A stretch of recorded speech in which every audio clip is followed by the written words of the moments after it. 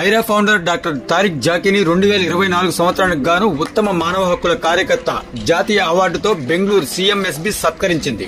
బెంగళూరులో Federation of Karnataka Chambers of Commerce and Industry MV హాల్లో నిర్వహించిన గ్రాండ్ అవార్డు ప్రదానోత్సవం సిఎంఎస్బి 7వ జాతీయ అవార్డులు 2024 సంవత్సరానికి గాను ప్రదానం చేసింది. కొప్పల్ విశ్వవిద్యాలయం వైస్ ఛాన్సలర్, ప్రముఖ విద్యావేత్త, కమ్యూనికేషన్ నిపుణుడు ప్రొఫెసర్ డాక్టర్ కెవి రవి ముఖ్య అతిథిగా హాజరయ్యారు. ఈ కార్యక్రమంలో television, digital, film, technical, electronic, print media, ఇతర సామాజిక కార్యకర్తలను సత్కరించారు. Bengaluru deputy commissioner Sara Fatima, assistant commissioner of police C Balakrishna, CMSB chairman Bikki Bangari, general secretary MK Jain, joint secretary doctor TM Manjunath సమక్షంలో ఈ వేడుక ప్రారంభమైంది.